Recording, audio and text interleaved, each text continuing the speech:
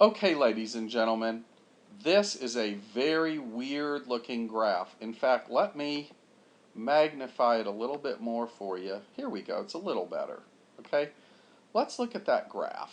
Woo, come back a little bit more. There we are. Okay, so here is a graph of a function. Now, these two dotted lines may be new for some of you. This dotted line is called a vertical asymptote. Here's the spelling, asymptote. And this dotted line is called a horizontal asymptote. Isn't that stupid? I mean, I wasn't around, please, I'm not that old. You know, why did they put a P in there? But anyhow, whatever. The P is silent, so look here. If you say this word, it's in your next class, it's called asymptote, not asymptote. All right, let's let that go. Asymptote. Let's start with the vertical one because that's the most important one today for what we're going to be looking at. This is a line. Watch me move the cursor up and down. This is a line. See, this little thing right here is part of our graph, and this is the other part of our graph. The line is not, this asymptote is not part of our graph. I wrote a definition out for you of what an asymptote is, but basically an asymptote is a line that your graph keeps getting closer and closer to, but it never crosses it or touches it, okay?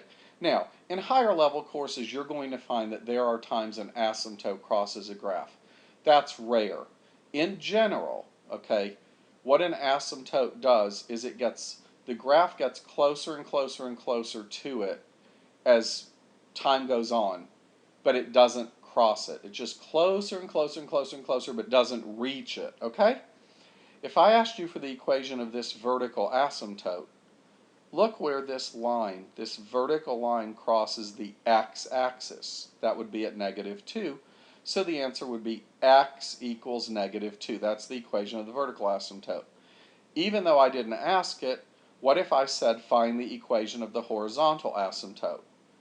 The horizontal asymptote crosses the y-axis at 1, so that equation would be y equals 1.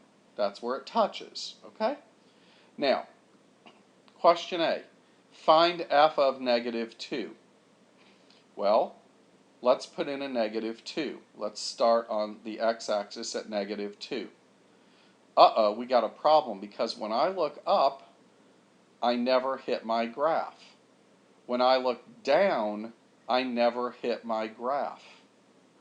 So it's impossible to find f of -2. That's why we write it's not defined.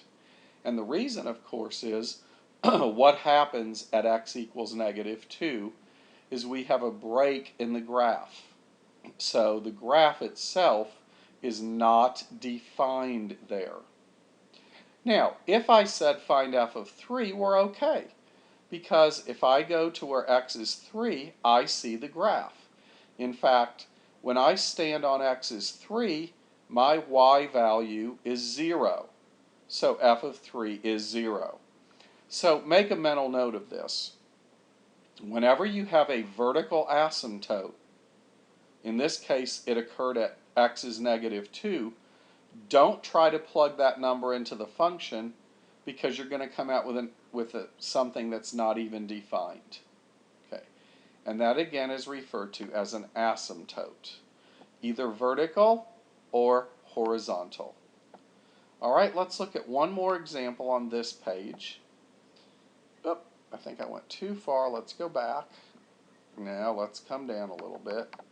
This cursor's a little tricky when you can't see the examples you're trying to get to. Okay, so let me get this problem on the page for us. Here we are. Okay, so the function is f of x equals x minus 4 over 3x plus 2. The first question says find f of -3. Well, this is a rational function.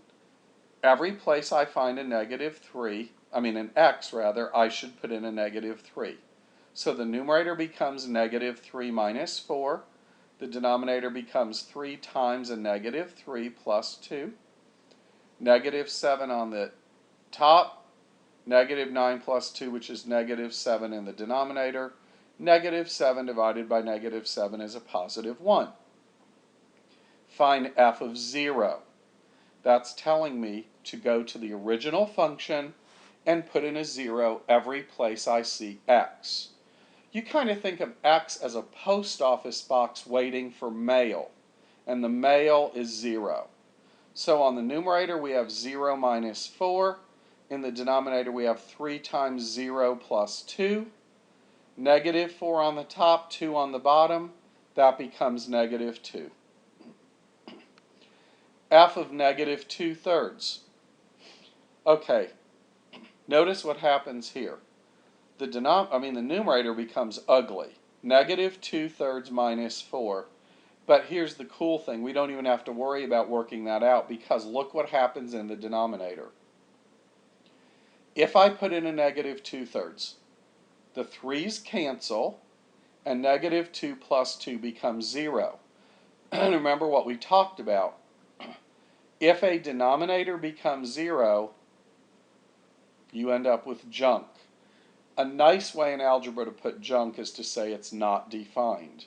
So what did we just find out about the number negative 2/3? What we found out is, excuse me, the number negative 2/3 is a restricted value because when I put it into the denominator, it makes the denominator become 0. What does it mean to be a restricted value? It means we should never use it. Therefore, part C helps us answer part D. State the domain of this function using set builder notation. X can be any real number as long as you promise not to use negative 2/3. And why again? Because negative 2/3 is a restricted value. It makes the denominator become 0, which makes the whole function not defined at that point or at that value. Okay,